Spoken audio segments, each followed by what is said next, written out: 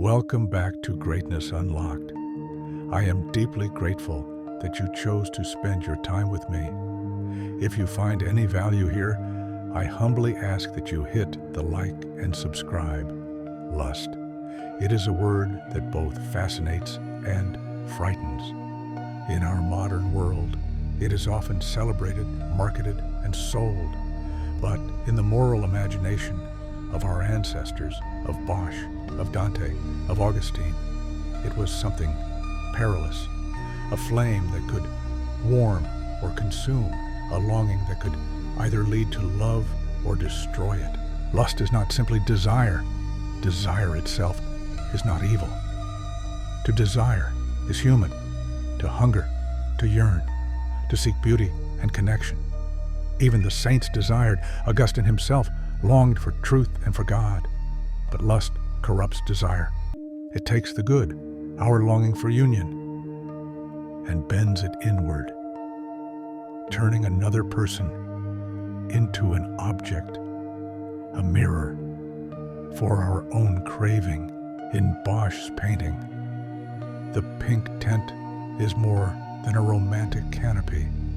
It's a veil between the lovers and the world, a symbol of secrecy, of indulgence hidden from judgment. The registers, with their songs and laughter, distract the couples from reflection, making the moment seem harmless. The water, shimmering beside them, reflects only what they wish to see. And so, in this peaceful garden, the first step toward moral blindness is taken. Imagine stepping into that world for a moment. The lute strums, the jesters laugh. You lift a cup of wine, the air hums with pleasure, and for a heartbeat, nothing seems wrong. But somewhere, unseen, the eye of God watches, not to condemn, but to remind. Bosch paints not to shame, but to awaken. He shows us how sin masquerades as joy until we no longer know the difference. Lust, in its early form, feels like love. It thrills, it promises, it intoxicates. Yet, when the moment fades, it leaves behind a hollow ache, a whisper of guilt, a sense that something sacred has been spent too cheaply. We see the same truth echoed in Dante's Inferno. In the pansecond circle of hell, the poet finds the souls of the lustful, whirled endlessly in a violent storm. The air is thick with shrieks, the wind knows no rest. This, Dante tells us, is the contrapasso, the punishment that mirrors the sin. Those who were swept away by passion in life are now literally swept away forever, driven by the same forces they once embraced. Here are the great lovers of history and legend, Francesca and Paolo, slain by her husband when their forbidden love was discovered, Cleopatra, Dido, Helen of Troy, Paris, even Achilles. They are not monsters, they are tragic. Their love began as desire, blossomed as passion, and ended in chaos. Dante weeps for them, and so do we. For lust is not the most malicious of sins. It is, as Dante says, the least offensive of the deadly seven. It comes not from cruelty, but from weakness. It is love misdirected, divine longing corrupted by flesh. And yet, because it blinds reason, its consequences are vast. Let's speak plainly. Lust is powerful because it feels good. It bypasses thought and appeals directly to the body's chemistry. The brain floods with dopamine, the heart races, the senses sharpen. But when this experience becomes the goal rather than the gift, the soul begins to fracture emotionally. Lust can lead to guilt and shame. The thrill fades, and what remains is an echo of loneliness. One seeks again, chases again, hoping the next encounter will fill the emptiness left by the last. But lust, like salt water, only deepens thirst. Psychologically, it can become obsession, The imagination narrows until all thoughts circle the same desire. Life's other joys, art, friendship, purpose, fade to shadows. The person becomes a captive to their own craving. Relationally, lust is even crueler. It objectifies others, reducing them to instruments of pleasure rather than partners in love. It destroys trust, erodes intimacy, breeds infidelity. It whispers lies. This is love. This is freedom. But real love is not consumption. It is communion. And freedom is not indulgence, but mastery of the self.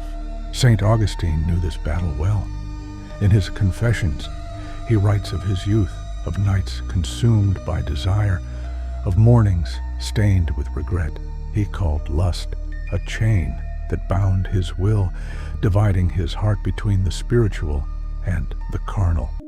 His famous plea, "Grant me chastity and continence, but not yet," is both tragic and humorous, for it captures the human condition perfectly. We want virtue, but we also want one more taste of vice. It was only when St. Augustine turned to Scripture, when he read Paul's words, "Live by the Spirit, and you will certainly not gratify the desires of the flesh," that he understood the path to freedom, not through denial of the body, but through ordering desire rightly, allowing love to ascend rather than descend, to connect him to God rather than chain him to impulse. Augustine's struggle is our own.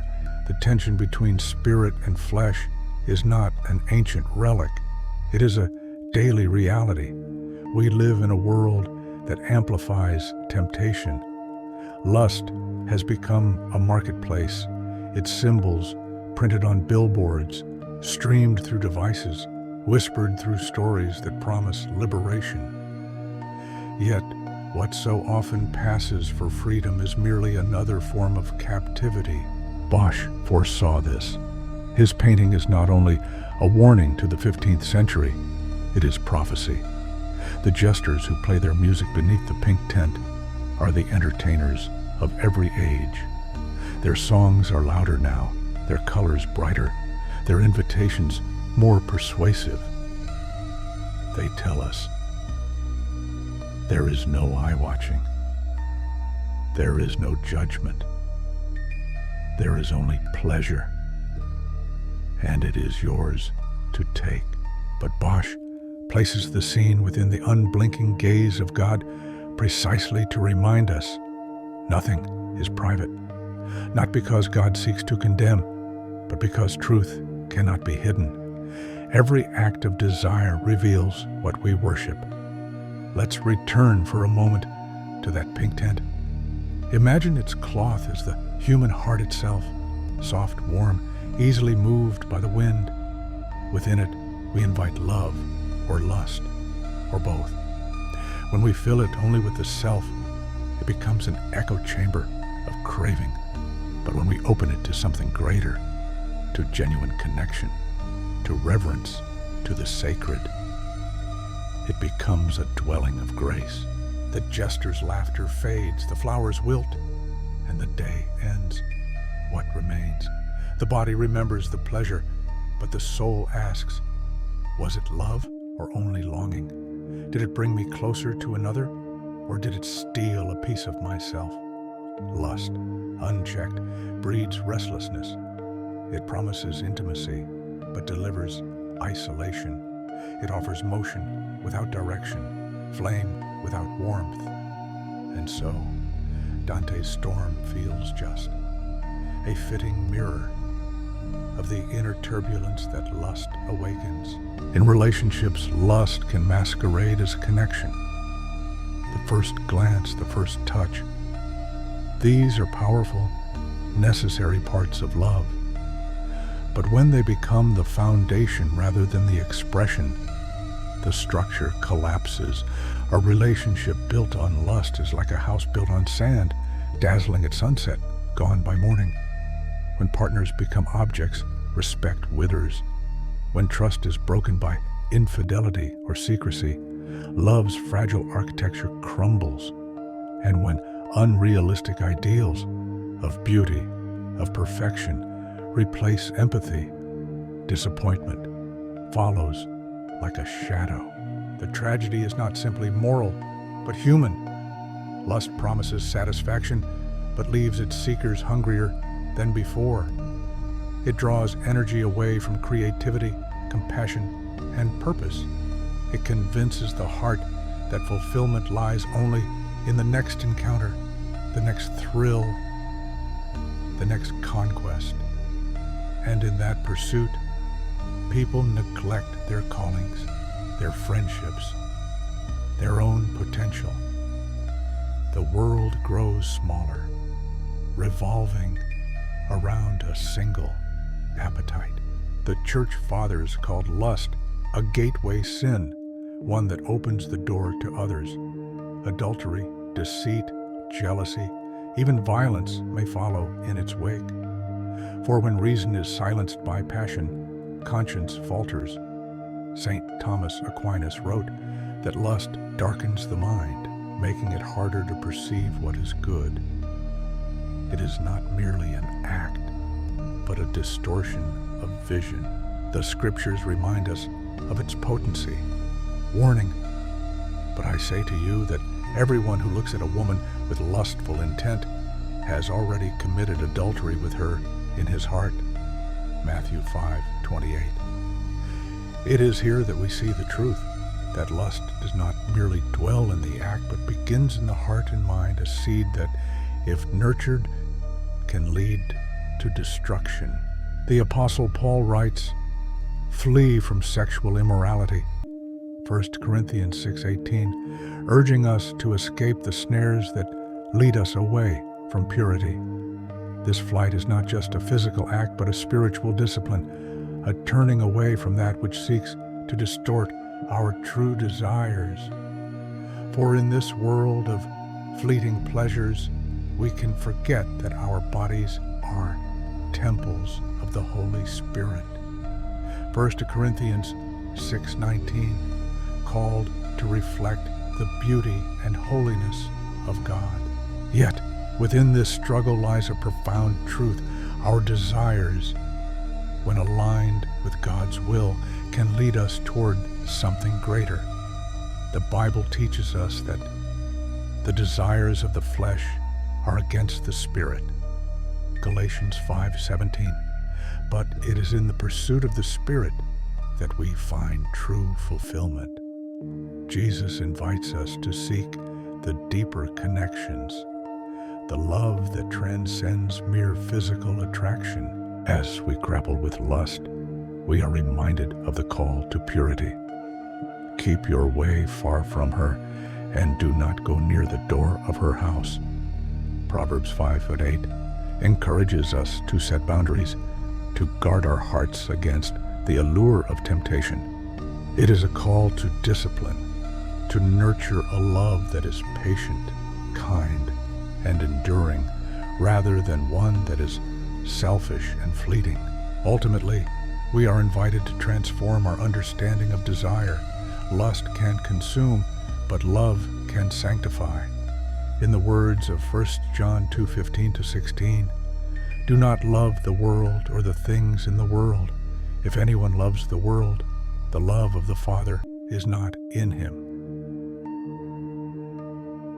When we align our hearts with God's love, we find that our deepest longings are met not in transient pleasures, but in the eternal truth of His grace. Yet there is hope. For every deadly sin, there is a heavenly virtue that offers balance. For lust, that virtue is chastity, a word often misunderstood. Chastity is not repression, nor coldness, nor denial of love. It is the integration of desire with purpose. It teaches us to love the whole person, body and soul, not merely the sensation they evoke.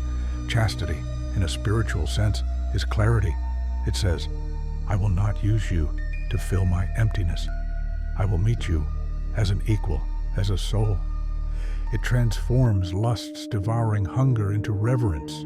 This transformation is not easy. It requires vigilance, humility, and self-knowledge, the very qualities Bosch's painting demands of its viewer. It requires recognizing that pleasure, though good, is not God. Even literature knew this truth.